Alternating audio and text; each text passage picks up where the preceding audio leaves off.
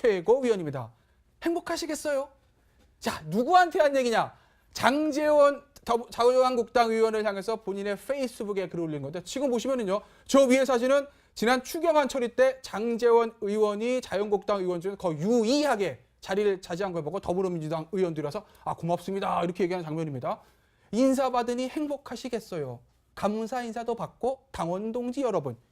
이현종 의원. 네. 유여의 최고위원은 무슨 의도에서 저걸 올린 걸까요? 그러니까 비꼬는 거죠. 네. 다 지금 사실은 자유한국당 의원들이 나왔는데 왜 혼자 가서 저기 사진 이제 그 김연아 의원 같은 경우는 이제 비례대표인데 네. 그 김연아 의원은 원래 뭐 바른정당하고 이제 같이 뭐 이 정신적으로는 같이 하고 있으니까. 근데 이제 장제원 의원 같은 경우는 자유한국당 의원 중에서 유일하게 이제 앉은 겁니다. 네. 자, 근데 어제 같은 상황은요. 사실은 장제원 의원의 행동은 저는 올바르다고 봐요. 왜냐하면 예. 이미 예를 들어서 이 문제에 대해서 네. 자유한국당 당론으로 뭐 크게 예를 들어서 뭐 회의 자체를 못 연다고 한 건 예. 아니지 않습니까? 네. 당론이요. 자, 그런 상황에서는 의원들이 예를 들어서 들어가서 반대표 던질 수도 있는 것이고 예. 찬성표 던질 수도 있는 그렇죠. 것이죠. 네. 세상에 뭐 국회의원들이 다 모여서 그냥 자기 일사불란하게. 한 달에 뭐하러 네. 국회의원 뽑겠습니까? 예. 자, 그런 상황에서 국회의원들의 자율권은 최소한 저는 줘야 된다고 봐거든요. 예를 들어 자율권이요. 큰 당론에서 이걸 어느 우리가 이렇게 입장을 가자 이럴 수는 있지만 예. 구체적으로 들어가서 찬성과 반대를 표하는 것은 전 자율권을 줘야 된다는 것인데 예. 지금 최고위원 뽑히신 지 얼마 안 되시는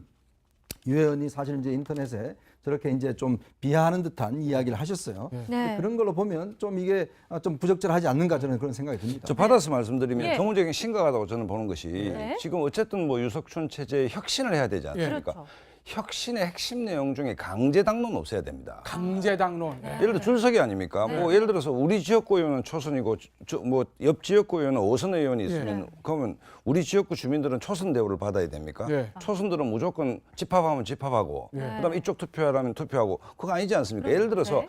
당의 존립 기반과 관련된 굉장히 심대한 문제를 위반했으면 모르겠지만 예. 이게 추경 문제하고 정부 조직 처리하고 많이 토론을 했지 않습니까? 예. 예. 그러면 의원들이 소신껏 하는 것이 맞는 것이고 강제 당론을 우리 당은 없애겠다는 것이 혁신 과제 중에 첫 번째 과제가 돼야 됩니다. 네. 의원들이 자기 유권자의 그 표로서 4년간 위임받은 권력을 행사를 하는데 네. 특정 의원에 의해서 줄서기를 한다. 그건 유권자에 대한 모독 아니겠습니까? 아, 그렇죠. 그렇다고 본다면 유해 최고위원의 저 발언은 정치에 대한 혁신에 대한 이해도가 상당히 떨어진 그냥 뭐 자기 진영의 몇몇 지지자만 보고 한 얘기지. 네. 지금 혁신 과제라는 차원에서 본다면 대단히 부적절한 발언이다라고 저는 봅니다. 류호의 최고위원의 이런 발언에 대해서 본인, 그러니까 장 의원이 내놓은 별다른 반응이 없다는 것은 제가 알기로는 없는 게 맞는데요. 없는 걸로 알고 있는데 별로 이렇게 반응하고 싶지 않다. 뭐 이렇게 불쾌한 뭐 말하지 않는 가운데 그런 의사 표현이라고도 할 수 있을까요? 그럴 수도 있고 장제원 의원이 볼 때는 그 22일 날 표결 처리 과정을 보고 기가 막혔을 겁니다. 네. 기가 막히다. 왜냐하면 예. 21일 날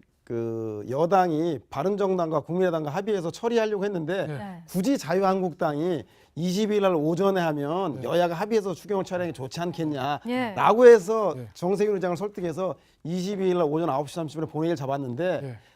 여당의 원내 전략이 미숙해서인지 정족수가 차지 않자 예. 자유한국당이 그 표결에 불참해 버리면서 정족수가 모자라게 된 상황입니다. 네. 그러니 장제원이 볼 때는 아니 우리가 표결에 참여하자 그래놓고 정족수가 안 된다고 나가 버리면 국민들이 우리 뭘로 생각하겠느냐라고 해서 여당에서 얘기하는 자유한국당이 뒤통수 쳤다라고 한 얘기에 네. 할 말이 없지 않겠냐 해서 장제원 의원은 이게 뭐 지난 2016년에 본회의 그 예결위에서도 이미 합의됐던 예산이기 때문에 예. 이 문제에 대해서 이렇게 지지부진하게 끄는 거에 대해서는 납득이지 않았기 때문에 장제원은 그 자리를 지킨 게 아니었나. 아마 본인은 예. 어리둥절했을 거라는 생각이 듭니다. 네. 그런데 서영호 소장. 네. 더불어민주당도 지금 시끌시끌합니다. 정족수로 말하면 더불어민주당 할 말이 없을 것 같은. 왜냐면 야 다 불러봐 이번에 추경 처리해야 돼 그러니까요. 이렇게 했는데 뭐 외국 기다리겠네. 가시는 분도 지방 가신 게도 그러고 한 26명 안 오셨다 그래서 제가 명단 보니까요. 아유 뭐 유명하신 분들이 많던데 왜 그렇게 된 거예요 더불어민주당? 꼭 저한테 그걸 물어보셔야 돼요. 아이고 누구한테 물어보겠어요 그러면? 제가 볼 때는 아까 말씀하신 대로 예. 결과적으로 이것이 통과되었으니까 망정이지 만약에 예. 여당의 정족수의 26명이나 되는 의원들이 불참해서 정족수가 못 됐다라고 네. 하면 네. 사실상 대통령이 그렇게 누누이 강조했던 추경이 통과되지 못했다면 아마 원내 지도부가 이 문제에 대해서 책임지고 예. 정치적인 뭔가 의사를 표현해야 될 정도로 중요한 문제인데 네. 물론 자유한국당이 표결에 참여하기로 해놓고 예. 네. 표결 불참한 것 때문에 긴장이 느슨해졌던 것도 있겠지만 아시겠지만 원내에서 하겠다고 하고 안 한 게 한두 번입니까? 따라서 집권 여당으로서는 안 될 줄 알았다. 충분하게 대비를 하고 있었음에도 불구하고 아마 자유한국당이 들어오기로 했으니까 우리 정도 빠져도 그 정족수에는 의결 정족수에는 큰 문제가 없겠다라고 해서 원내 지도부에서도 좀 느슨하게 대응했던 것 같고요. 느슨하게 대응한 거예요? 아니면 정말 리더십에 공백이 없는 거 맞습니까? 리더십보다는 제가 보면 자유한국당이 그 표결에 참여한다라고 약속했기 때문에 약간 예. 믿은 것 같은데 아. 제가 볼 때는 아니 믿을 걸 믿어야지 여야 원내대표 간에 합의한 사항 개인적인 의견으로 정리합니다. 왜냐하면 저희가. 원내에서는 본회의에 참여하겠다고 하고도 표결 거부하고 나온 적이 퇴장한 적이 한두 번이 아니기 때문에 네.